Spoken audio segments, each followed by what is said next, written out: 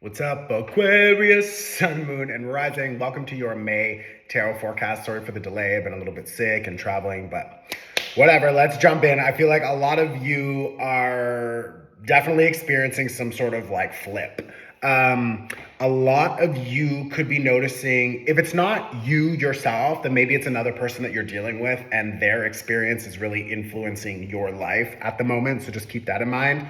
But there's this overall reprioritizing of yourself that needs to happen. And I feel like a lot of you are recognizing that there's old habits, foundations, structures, belief systems that they just don't serve you. I feel like a lot of you are maybe recognizing that you've been spending a lot of time or energy or money on maybe the wrong thing, or on things that you thought would have more of a benefit, but now you're recognizing that they don't really have a benefit and you're willing to just release them. For a lot of you, For a lot of you, you've been thinking about either a divorce or breaking a contract or getting out of a relationship, or there is someone or something that you've been holding on to from the past, and now you're really recognizing you want to just cut it free. I think that is helpful for sure, but there's this overall energy here of like, with this Five of Swords, you really either need to understand or you're starting to understand your contribution to these situations. And that's a good thing, because when you recognize how you've been contributing to a situation, that means that you recognize your power, you recognize your contribution, which means you can contribute in a different way. You can use your power in a different way. And maybe for some of you, you're just noticing that like you don't want to continue to be around people who are so stubborn or hard-headed, or maybe you, because you're a fixed air sign. So maybe a lot of you have had some belief systems that you've held on to for a long time, whether it's connected to religion or family values or society or whatever. And it's like, this is an opportunity for you to really understand that like, oh, these thoughts, these ideas, these experiences, they're really limiting. And I don't want to continue to live in this limitation. I want to break through that and try something different. So now you have this opportunity to try something different, which is beautiful. But for you to do that, you need to like mourn and release the loss of the old self. And ow. Sorry, baby. 1 second. You gotta come over here. Go up there. It's like, you need to understand that if you stay in this job, if you stay in this social group or this whatever, it's like, you're just gonna keep driving in circles. It's like, we're just going in circles and circles and circles. It's like, what the fuck am I doing here? Like, I can't do this. And not to say that, because I know Aquarius is going to be like, oh, it's another reading where it's like, I need to let go or I need to change, or it's like, we've had such a hard time for so long. And it's like, I know, but like, that's what the cards say. First of all, you also have two aces here. You have an Ace of Pentacles and an Ace of Wands. So this is all about new starts, but both of these are reversed. And the only reason they're reversed is because, yes, we are still cleaning up a lot of old loose ends. And the reason behind that is so that your energy field and your frequency is really strong and balanced when you expand into this next level, so that you can maintain the next level. So you can hold and carry forward the next level, and you can actually expand even more because you trust yourself more, because you've cleaned up a lot of these old loose edges. So it's fine. Like, this is a good reading. I think a lot of you are maybe too hard on yourself, and you're comparing yourself to other people, and you're like judging their timeline versus your timeline. It's like you thinking that you should be more ahead, or you thinking that you should have already passed some, milestone or whatever. But it's like, stop. Just stop with comparison. Stop with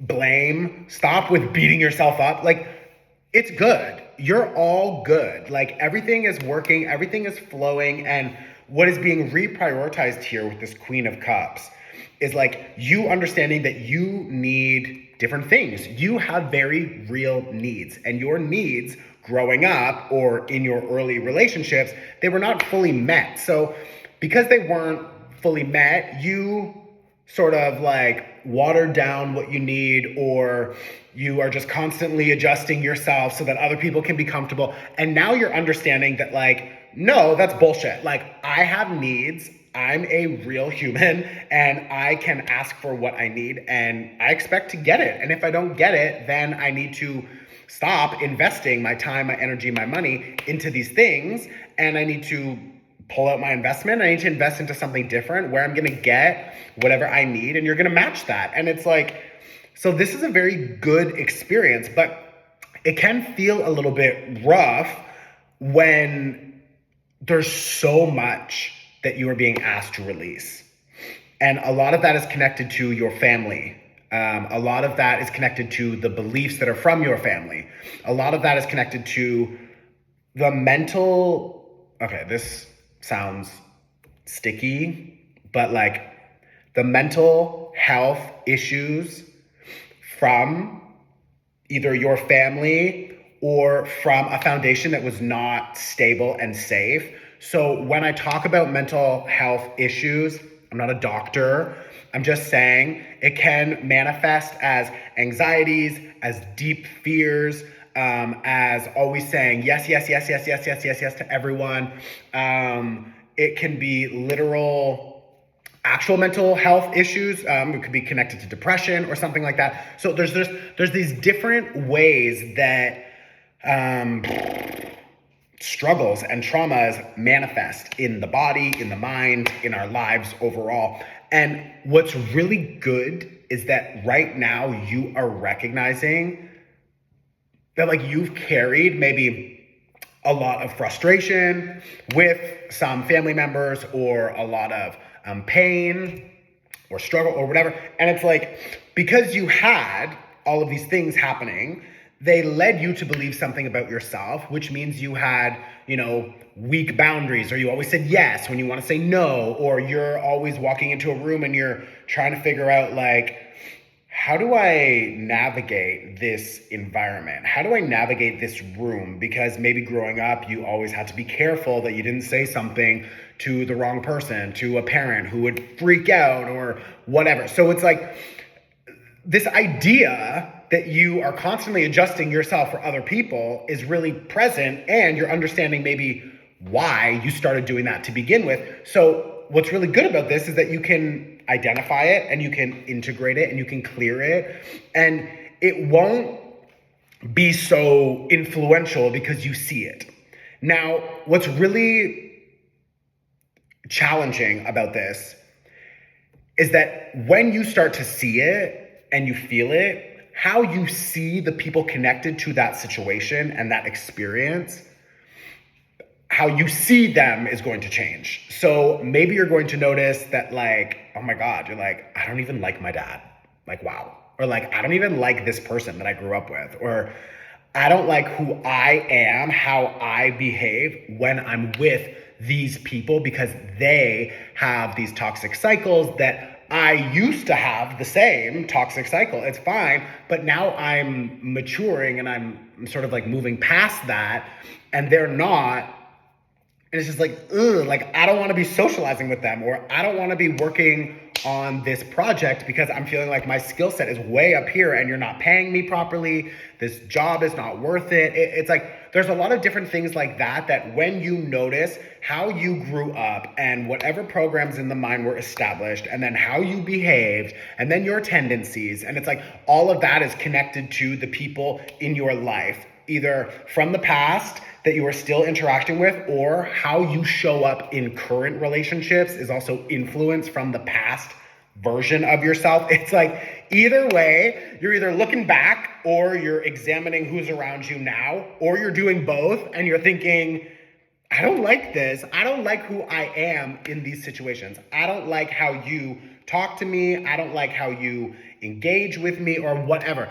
And it doesn't need to be this like big fucking dramatic fireball explosion. Like, no, it it can just be that like you are recognizing that there are some environments or some connections that you just really, you're like, I've outgrown this. Like, I'm good to go.